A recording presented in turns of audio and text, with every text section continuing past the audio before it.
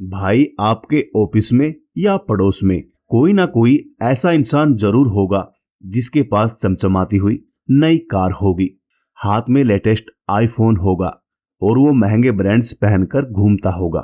उसे देखकर आपके दिल में भी आता होगा कि क्या किस्मत है इसकी यार, कितना अमीर है ये। लेकिन आज आपका भाई राजा इस दिखावे की अमीरी का वो खौफनाक सच आपके सामने रखने वाला है, जिसे सुनकर आपके पैरों तले जमीन खिसक जाएगी। आज हम बात करेंगे उस कॉर्पोरेट इल्यूजन यानी नकली रईसी की, जिसके पीछे का सच कोई नहीं बताता। आपको क्या लगता है वो जो 1,40,000 का फोन उसकी जेब में है वो उसकी अमीरी की निशानी है? नहीं भाई, वो उसकी आने वाली जिंदगी के 20 महीनों की गुलामी का वो दस्तावेज है जिस पर उसने खुद दस्तक की है। बैंकों ने ईएमआई का ऐसा चक्रव्यूह बुना है कि आप दिन रात गधों की तरह मेहनत तो करेंगे, लेकिन आपकी तिजोरी हमेशा खाली रहेगी और बैंकों के लॉकर भरते जाएंगे। भाई वीडियो को अभी लाइक कर लो, आज मिडिल क्लास की कंगाली का पूरा कच्चा चिट्टा खोलेंगे। चलिए सीधे मुद्दे पर आते हैं। भाई अब मैं जो आंकड़े आपको देने जा रहा हूं उन्हें बहुत ध्यान से सुनना। हमारे देश भारत में एक बहुत बड़ा और साइलेंट बदलाव आ चुका है। पहले हमारे परिवारों की ताकत उनकी कमाई नहीं बल्कि उनकी बचत करने की आदत होती थी। साल 2020 तक हमारे देश का एक औसत परिवार अपनी कमाई का करीब 22.5% हिस्सा बचा रहा था, लेकिन सिर्फ 3 साल के अंदर यानी 2023 आते आते यह बचत घटकर 18% से भी कम रह गई।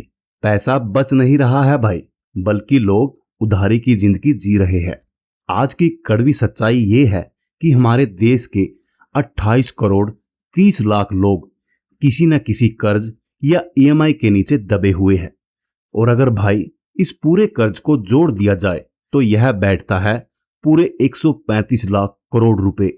यानी देश का हर चौथा आदमी औकात से ज्यादा का कर्ज लेकर सिर्फ बाहर से अमीर दिखने की एक्टिंग कर रहा है। जब भी बाजार में कोई नया आईफोन आता है, आपने न्यूज में देखा होगा कि शोरूम के बाहर पागलों की तरह एक लंबी लाइन लग जाती है।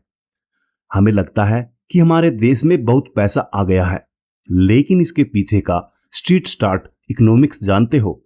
पिछले साल देश में जितने भी आईफोन बिके उनमें से 70% आईफोन कर्ज लेकर खरीदे गए थे और बाजार में दौड़ने वाली कारें 80% लोन पर ली गई थी। साल 1991 के बाद इस बाजार ने आपके खर्च को आपकी सफलता से जोड़ दिया है।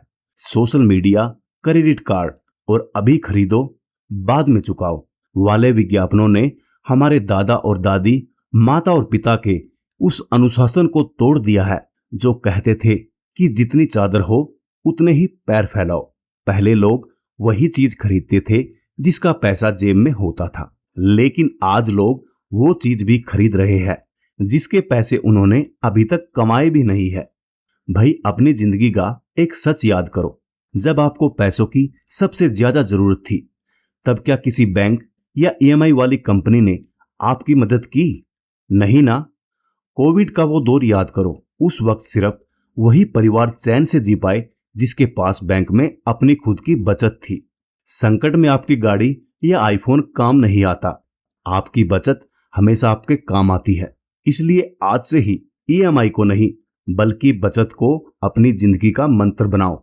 सैलरी आते ही महीने के आखिर में जो बचे उसे मत बचाओ, बल्कि सैलरी आते ही सबसे पहले अपनी बचत का हिस्सा अलग करो, फिर खर्चों की प्लानिंग करो। और कोई भी शौक की चीज खरीदने से पहले राजा भाई का दैट 2x रूल याद रखो।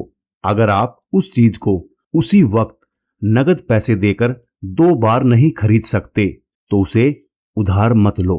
तो भाई दिखावे की इस नकली दुनिया से बाहर निकलो। दूसरों को जलाने के चक्कर में अपनी जेब का कोयला मत बनाओ। गले में असली कैश रखो, बैंक के कर्जदार मत बनो। क्या आपके ऊपर भी कोई ईएमआई चल रही है? कमेंट में जरूर बताना भाई। वीडियो कड़क और सच्ची लगी हो तो लाइक ठोको, शेयर करो और अपने भाई के चैनल राजा पैसे वाला को सब्सक्राइब करना मत भूलना। मिलते हैं अगली धमाकेदार वीडियो में। जय हिंद।